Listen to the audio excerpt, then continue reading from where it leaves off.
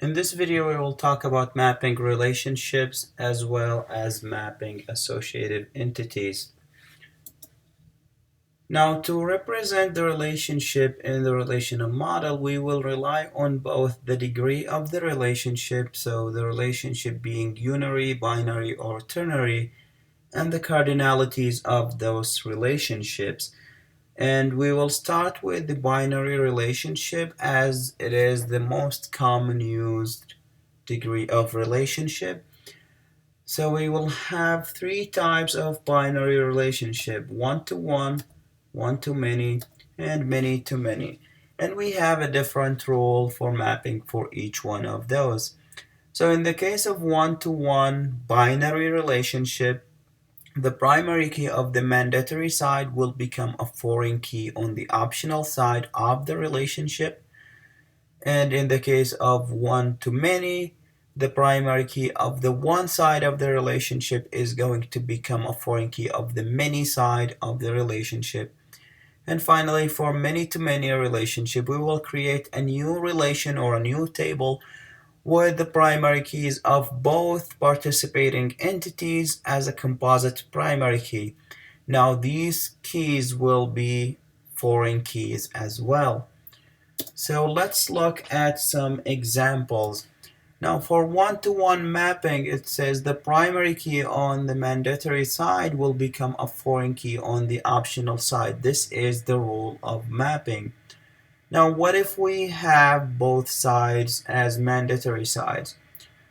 There are two ways to solve this problem. So either we subsume or absorb one of the entities into the other entity and merge them to make them one entity, which is not the best solution.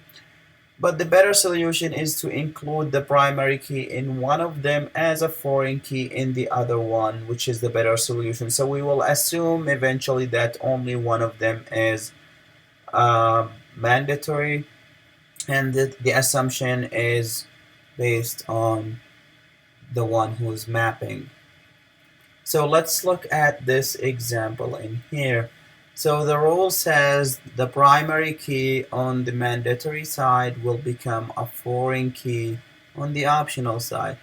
Now recall when we read the business rules, when we start with this entity, then we read this part of the cardinality, and when we're going this way, we read this part of the cardinality. In mapping, we're talking about the relationship itself. We're not talking about the business rule. So we have this relationship line right here, and then we say the mandatory side. So which side of the relationship line is the mandatory side? It is this one. And then we say that for the primary key on the mandatory side of the relationship. So we are on this side of the relationship. So what is the primary key on the left side, which is the mandatory side? It is nurse ID. Now the rule says we will take this and make it a foreign key when we map the other side. So we will map nurse as it is, and then we will map care center as it is, but then we have nurse in charge to be there. And then we map date assigned into this part as well. Let's see if we map both of these into nurse right here. What's gonna happen? So assuming that this is not here, this is not here, and I have care center ID, let me call it CID, as a foreign key in here, and I have the date assigned in here. Let's try to put some data. Now if I bring in a nurse, so the nurse ID, let's say, is 001, and the name is, let's say, Mary, and birth date is some birth date. Now I have to provide a care center ID. But then I said not every nurse is responsible for a care center, or not every nurse cares for a care center. So what will I put in here? And what date is it? This is sort of a problem. But if I put it right here, I will have all things filled in. If I have a care center, it says that care center has to have a nurse. And when I assign a nurse, then there has to be a date assigned. Now, even when we say, okay, I will make those optionals, if we make these optionals, I will be able to insert a nurse without having to put anything in here.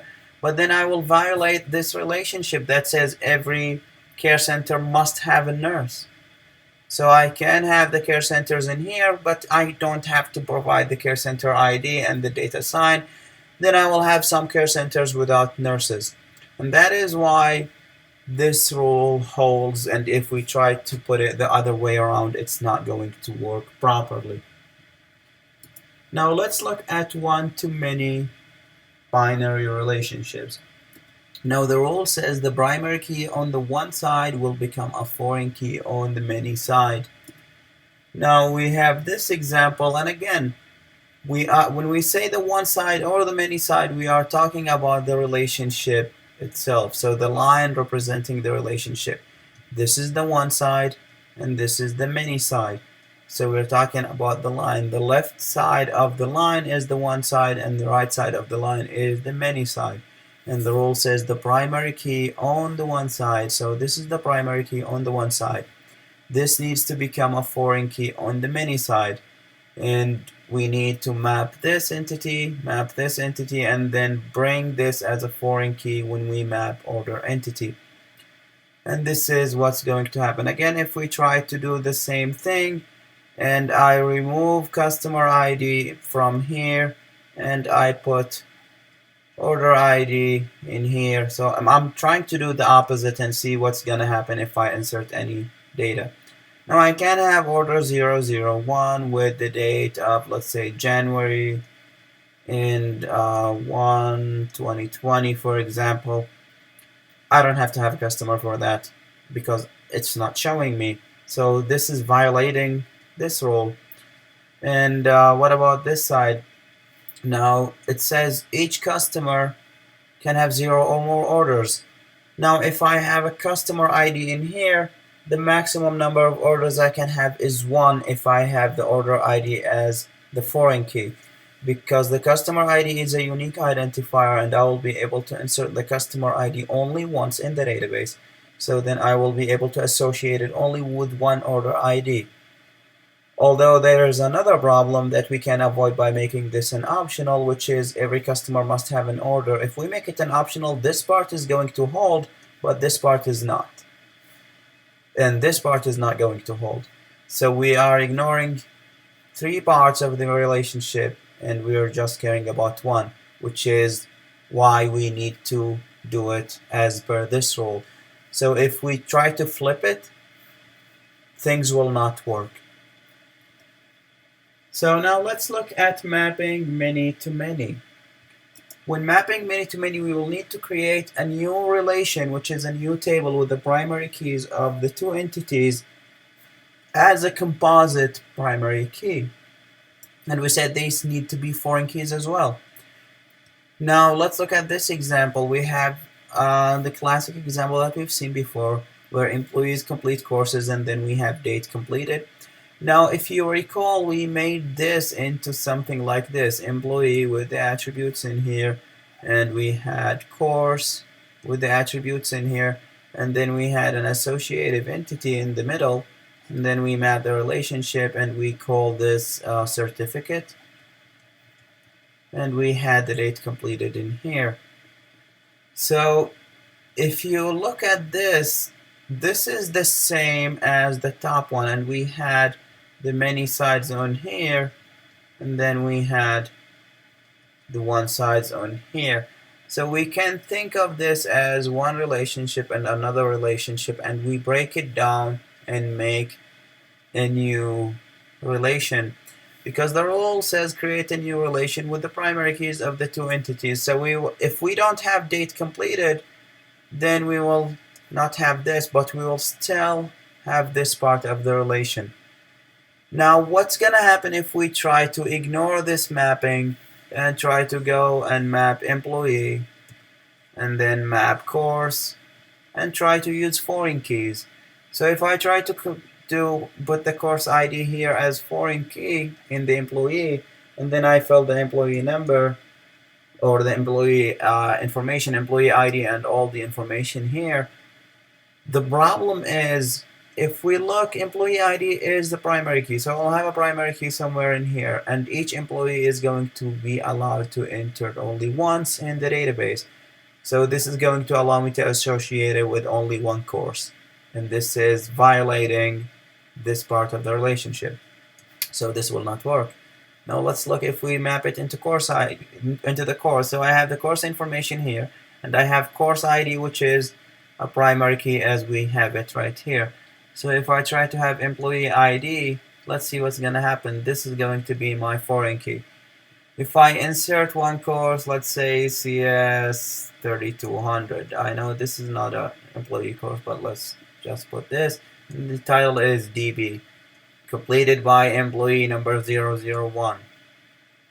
Remember, this is a primary key. Now, if employee 002 wants to take this course, I cannot have this information in the database. Why? Because I cannot insert the course ID again because it's a primary key. So this will not work because it violates this part. And that is why we cannot map many-to-many relationships with foreign keys. It has to be a new relation, which is a new table, and we will have to have both primary keys as a composite primary key. The reason for that is I want to be able to associate every employee ID with every course ID. So I want to have employee 001 completing, let's say, course 1. Employee 002 completing course 2. Employee 003 completing course 1. And then employee 001 again completing course 2. So I have the course repeated, I have the employee repeated, but since this is the whole thing is the primary key, then I don't have any duplication, and I can insert all my courses, all my employees, as many times as I want. Now let's look at mapping associative entities. So mapping associative entities is pretty straightforward if you understand mapping the many-to-many relationship. So the first step is to create 3 relations, one for each of the 2 participating entities, and the third one for the associative entity. So just like what we did previously in mapping many-to-many, we'll create 3 relations or 3 tables. Now the new relation is going to be called the associative relation, which is basically the associative entity converted into a relation. And the second step will depend on whether we have an identifier in the associative entity in the ER diagram, or we don't have an identifier. So let's see some examples that will make this clear. Again, the first step is going to be the same whether we have an identifier or not. So let's look at when we do not have an identifier in the associative entity. So in this case, the default primary key for the associative relation is a composite key that will consist of the 2 primary key attributes from the other 2 relations. So this is pretty much mapping many-to-many relationships. So if we look at this, isn't this the same as having order entity and then having product entity, and then we have the relationship in here, and we have some attribute on the relationship for quantity? So this is the same thing, and we have a many-to-many relationship in here.